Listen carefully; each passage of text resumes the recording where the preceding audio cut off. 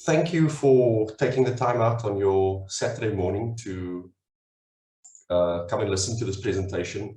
What I'm going to be talking about is a methodology that I'm using to securely store, I think, and transfer valuable personal digital data in the event of death, or as a kind of bonus, using it as a mechanism for disaster recovery.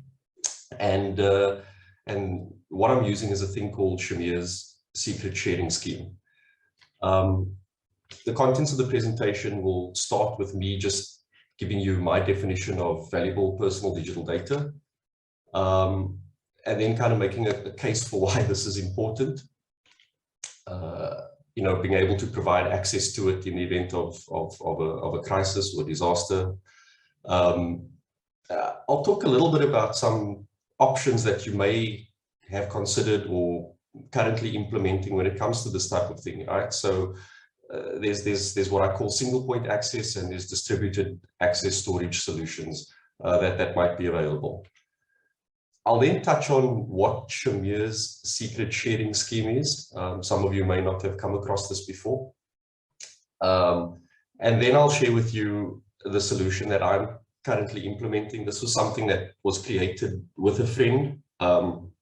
Our implementations are slightly different, but it basically uses the same concept, where there are really four elements to it: development of a master password, creating a encrypted zip file, which I call Vault 1, and inside of Vault 1, it's the instructions on how to find the valuable personal digital data, and then creating another encrypted zip file called Vault 2, which contains all the valuable personal digital data, and that's stored in the cloud.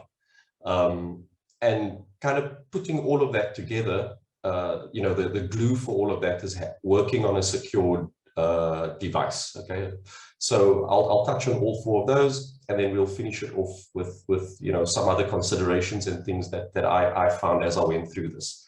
Now, I believe this is a good methodology, but the reasons for this presentation is a little bit selfish. I'm hoping that you guys, with an interest in a subject like this, will be able to maybe point out some things around this that I'm not seeing, right? That maybe does not make this as secure as I think it is. I'll be very grateful. Feel free to be very critical, because I'll be very grateful for that. Okay.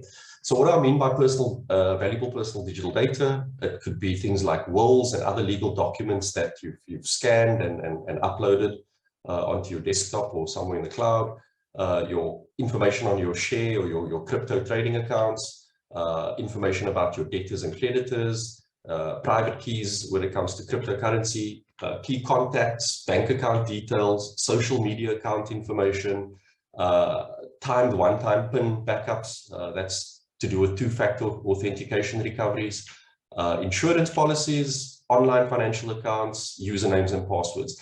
I mean, these are all things that, if you were to pass away, perhaps you want your beneficiaries of your estate to have access to this. So I classify all of that as valuable personal digital data. So the first question I want you guys to ponder is, in the event of your death, right, will all relevant and valuable personal digital data get to its intended recipients and beneficiaries, importantly, in a secure and timely manner? Okay, maybe I can just touch on a little personal story while you think about that. Before my father passed away a few years ago, my siblings and I were visiting with him one day, and he kind of called us into a room and he said, look, if something ever happens to me, everything you need to know is contained in this briefcase, and the briefcase can be found in my cupboard over here.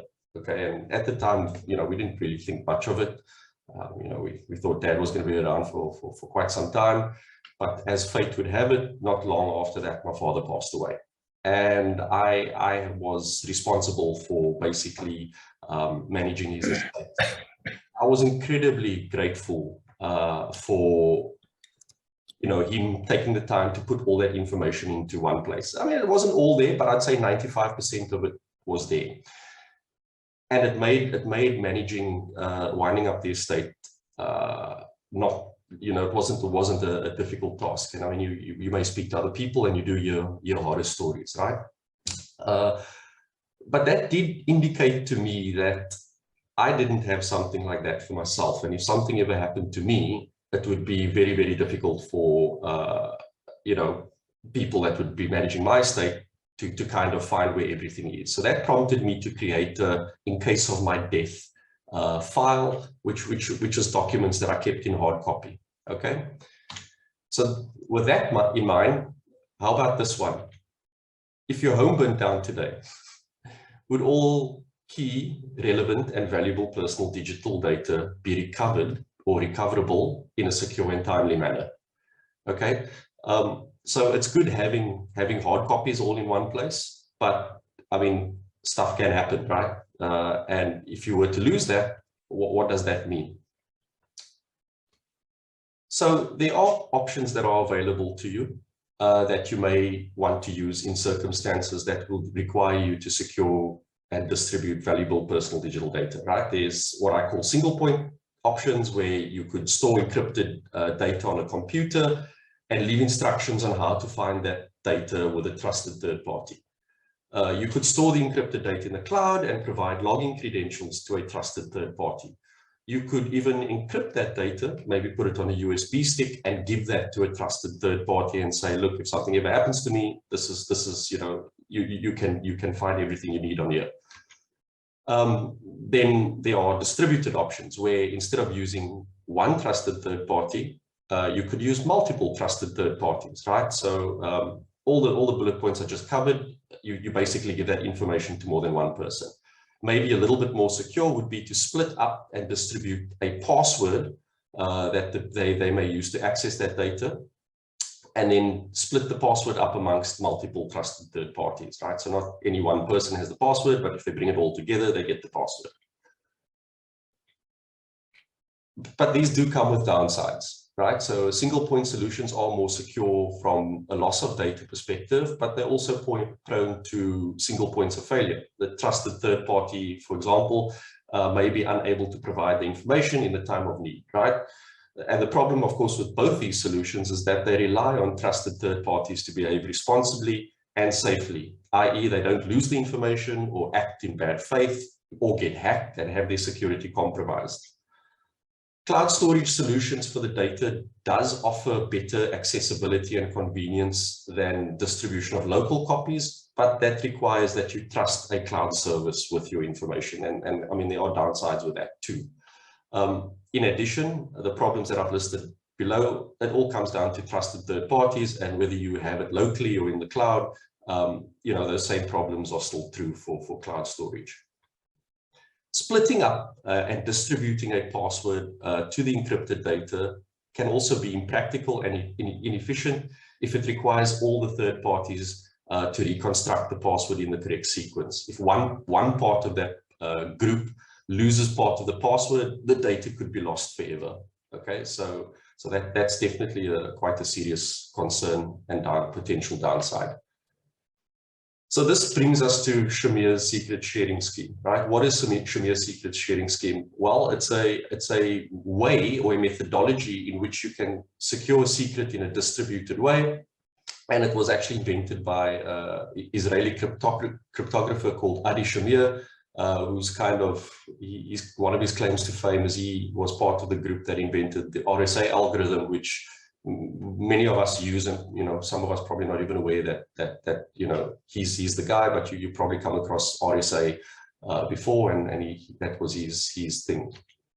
So what it does is it takes a secret and it divides it into what are called shares, right? So in this case, just imagine there's a password and that password gets divided up, okay? The shares are distributed to a group of people who are all parties to that secret. When parts of the secret are brought together, the secret gets reconstructed. But an important feature about this is that if you break the secret up into M number of shares, you don't need all M number or parts of that share in order to reconstruct it. You can set a threshold N, which is a subset of M, and once N parts are brought together, it actually then reconstructs the whole secret, right? So You avoid this concern around one person losing a part of the share and then the thing is lost forever. Okay. The other good thing about this is the way the mathematics of the encryption algorithm works is that any adversary who discovers any parts of the share that are less than the threshold N will not be able to gain additional information about that secret, even with unlimited computing power. Okay, so this is what you call in maths a perfect secret, or in cryptography. Okay, so this is a bit abstract. Let me just walk through a quick example. Imagine there's company XYZ that secures information in the vault, and the vault has a passcode that they need to give, and that vault needs to be accessed by the 8 directors of the company. Okay, so what they will do is they will generate a password where a certain number of shares are then allocated to the 8 company executives, right? So in this case, we will use an M of 8. Okay. Now, if they pool their shares together, they can unlock the vault, but they don't necessarily want to give all 8 the requirement for all 8, so they'll set a threshold N of 4. Okay, so if 4 of the 8 directors come together, they can then unlock the vault. Okay, so in this example, M is 8, N is 4. So the 8 directors come together, they put their parts of the share through the secret sharing scheme. It gives them the vault's passcode, and they can then unlock the vault with the password. Okay, it's really as simple as that. Okay, maybe I'll just stop here. Do you guys have any questions, or does anybody have any comments that they would like to make at this point?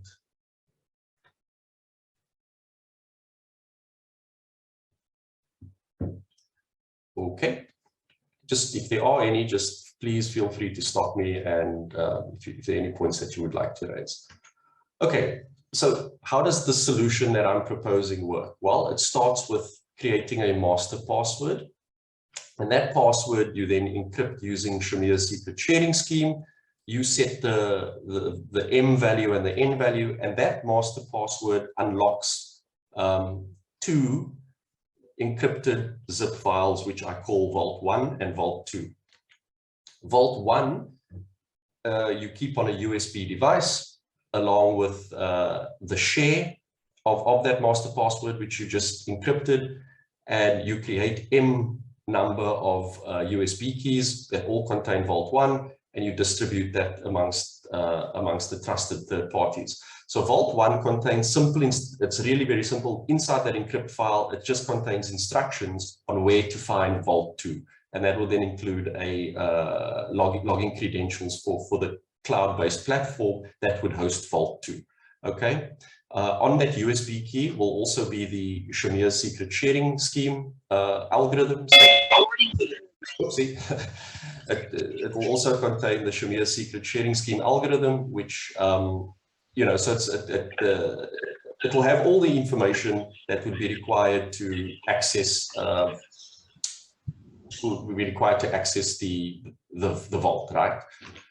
Vault 2 is all your encrypted data. Again, it's in a zipped file that's been encrypted, and the unlock to that zip file is that master password that we spoke about before, right? And that's stored on the cloud somewhere, right? And the reason why we go this route is once you've encrypted it once, you know, you don't have to go through another level. The people unencrypting Vault 1, if they've gotten that far, then really they are trusted. So we don't want to make it too complicated. That's why we use one master password for both.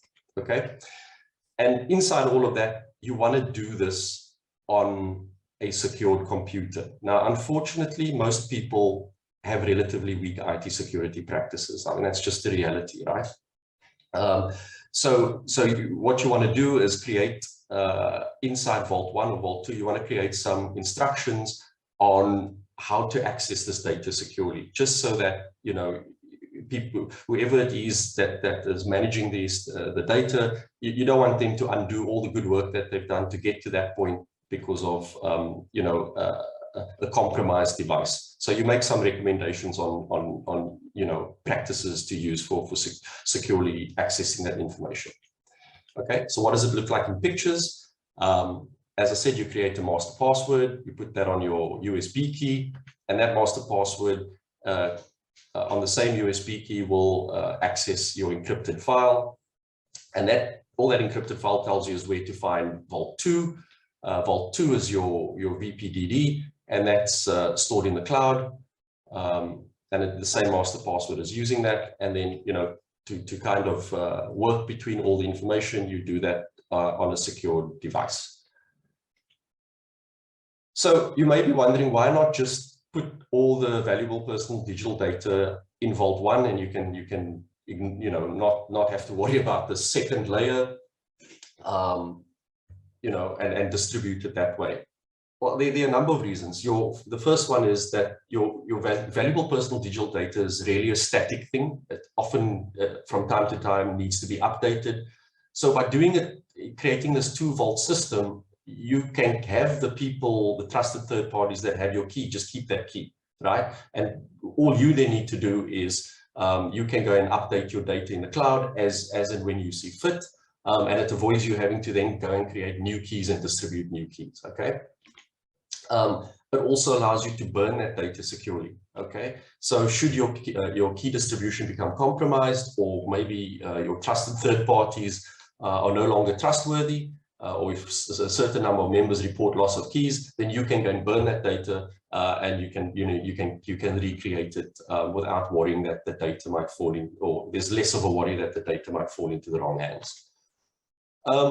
This is a little side benefit.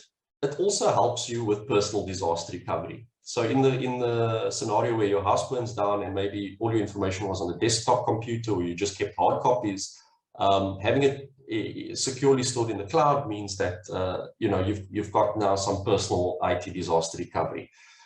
That being said, this is not a file that you want to access regularly. It really is there just for in the event of emergencies, or in the event that the data the data needs to be recovered. So you basically don't want to create traffic to any kind of malicious third party that might be watching to show that you're going to your VPDD. So this is very much, as I said, in case of emergency break glass, that offers some disaster recovery.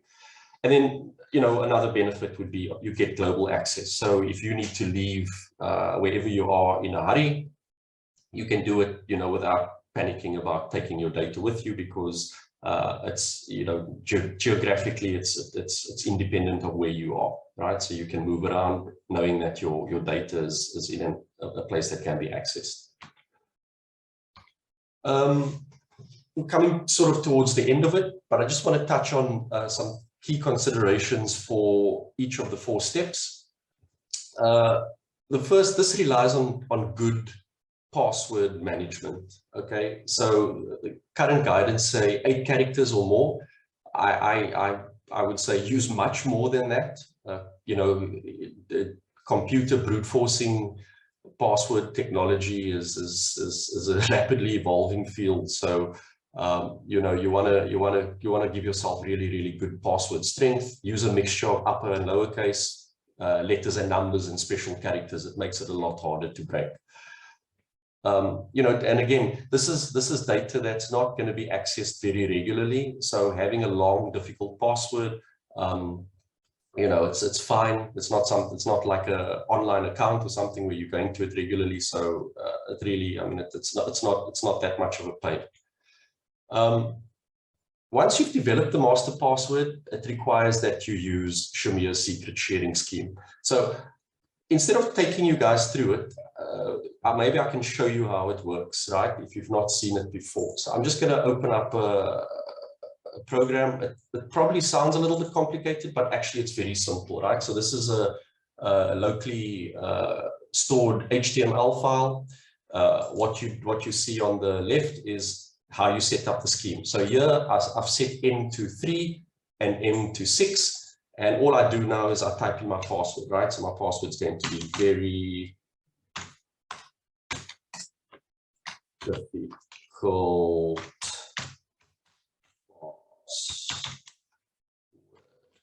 Right? What it does. Yeah, I can't see that. Oh, shucks. All right, let me just let me do a new share. Just let me know if you guys can see it.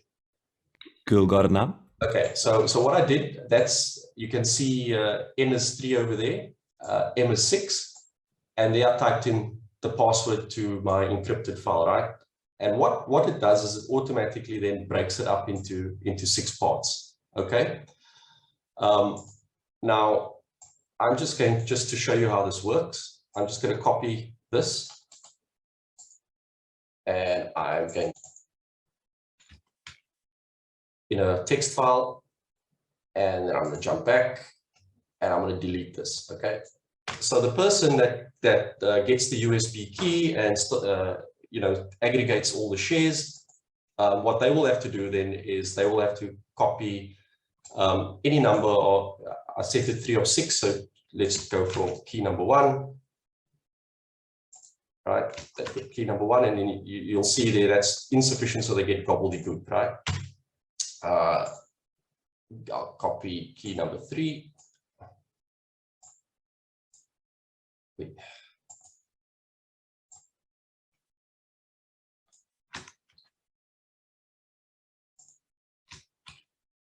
Still gobbledygook, and then I will copy,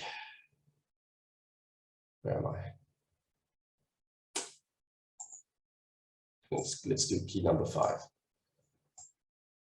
Okay.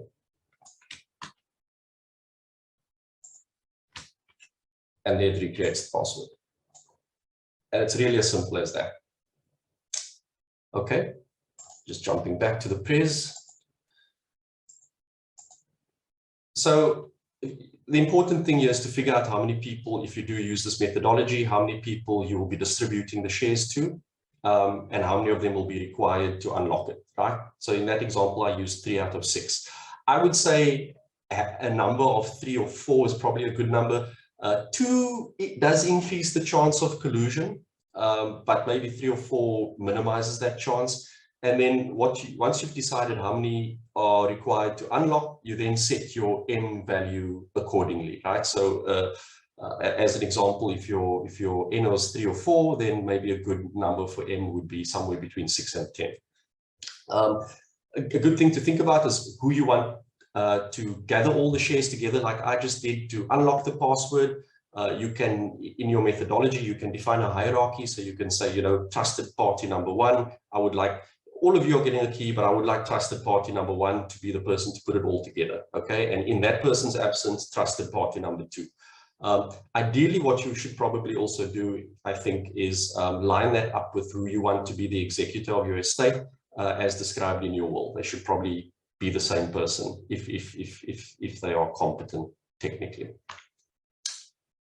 Okay, let's talk a little bit about vault number 2. So vault number on the USB stick that you hand out, it will contain 4 things. It will contain very basic instructions on what to do. Okay, so anybody that now needs to go and execute this whole thing, there will be some very basic instructions on what to do. It will also contain the 4S file I just shared with you guys, and it will also contain one of those keys. Okay, so I had all 6 copied into a text file. But what you would do is you just create a text file with one of those keys, and you'll in my example you'll create 6 of those, and each there will be a different key on each of the 6 USB keys. And then of course you'll also have the encrypted zip file containing a simple text file describing where to find Vault 2 with the login credentials. Okay. Vault 1 and Vault 2 are encrypted using, I use a application called 7-Zip. It's free open source software that's can be downloaded quite easily. It has a very simple user interface. So if you've used anything like WinZip or any other zipped file, or I should say zip application before, this will look very familiar to you. It uses AES 256 encryption to encrypt the zip file, which I believe is quite good. I mean, I'm not an expert in that. I did a little bit of research on it, and it's pretty good encryption. And maybe again, I can just show you how that works. Okay, so this is what 7-Zip looks like when you open it up. you pick your file that you want to encrypt, you click add, this pops up, you give it a name, just call it Vault1, and then you set the password, right? So here all you do is you set your password. Okay, and you can show it very quickly just to make sure it looks good, and then you encrypt. Boom, there you've created your zip file, right? And that's what you put on your USB key, right? It's right there. So hopefully if I try to access, shouldn't be doing that. But when you try to access it, suppose it's because pzip was open. Okay, I'm not sure why it's doing that. Maybe I didn't do it properly. But in any case, you can test that, and you'll see that when you try to open the file, it should ask you for your password, and it won't unlock unless you provide that. Okay, I'm getting close to the end of the presentation, so I just want to do the last 3 slides. Vault 2. Okay, so again, same process. You put all your valuable personal digital data into an encrypted zip file, and that you then store in the cloud.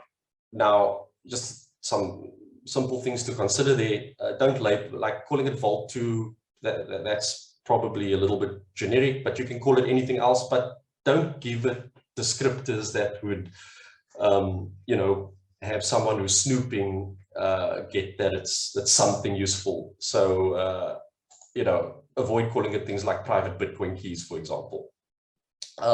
I would also recommend not using an existing cloud storage account that you may have. So, you know, many of us these days use OneDrive or Dropbox. I would say create a purpose-made account for this. And there are some good cloud storage solutions to consider that are sort of more privacy focused. So Sync, I believe, is quite a good one. I've not used it personally myself. Then there's pCloud, IceDrive, Mega. You can do a little bit of research on that. And I would say, as I said, create a purpose-built account for this, right? Securing your PCs. Now, this is a little bit of a difficult one. I mean, I've got my personal views on this. Some of you may disagree, but I would say, you know, I would avoid working on a non-Windows based machine. Okay, something, or I should say, I would avoid working on a Windows based machine. Go for a non-Windows based machine, preferably a Linux operating system. Okay, so if you've got an old computer at home that has Windows on it, you know, just wipe it. And copy one of the Linux-based operating systems onto it. If that's not possible, consider a clean Windows install. Right? If you've been using your copy of Windows for you know, some time now, all sorts of stuff may be on there. Malware or I would just assume it's compromised, whether it is or isn't in reality, right? So doing a clean Windows install at least then wipes all these existing things that might be on your computer off it, right? That can be sound like a scary undertaking, but actually, having done it a couple of times myself, it's not as bad as it might seem initially. Okay, and there are ways in which you can do that. And if that's really not an option for you, consider using a virtual machine, right? So you still work on your Windows operating system, but you download a program like VirtualBox, and you basically then install a Linux operating system inside of that. So you have a computer in a computer, and that's your environment that you work in. All of this does require varying degrees of effort, unfortunately, but, you know, weigh that up against the cost of theft of your data. Having said that, this is a very limited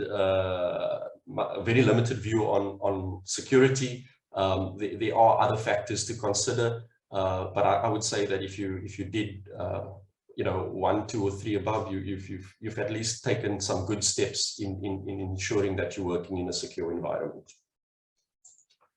Okay, and then lastly, just some additional pointers. I would say have an adversarial mindset. This goes back to what I was just talking about. Assume you're being watched, right? So Vault 1 and Vault 2 are not to be used except for emergencies. So it's not something you want to kind of go to on a regular basis. After creation, do an initial test, but then, you know, avoid accessing it unless you need to do an update or if it's in an emergency. Practice a little game theory when you select your trusted third parties. Choose people with whom you have a long history, and choose a range of individuals, and people who are not likely to discuss the issue amongst themselves until the time comes. The setup should ideally also, as I said before, synchronize with your estate planning. So if you've got wills or trusts, the people who aggregate your data to unencrypt the VPDD, they should probably be the same people acting as the executor of your estate. And again, to finish off, this may appear a little bit daunting, but I hope through the examples I showed you guys using SSS and doing the zipped encryption, it's actually not that difficult, and once you've done it, you've really, I'd say you've taken some really big steps in just making sure that this type of information gets to its intended parties should it be required in the time of need. It's something that you can play with. So all the software I've shared with you guys, it's free software. So this is something you can play with in your own time. You can get comfortable with it, and then once you're ready to take the plunge, you can go for it. Okay, and that brings me to the end of the presentation. Thank you for your time, and very happy to take any comments or criticisms at this point.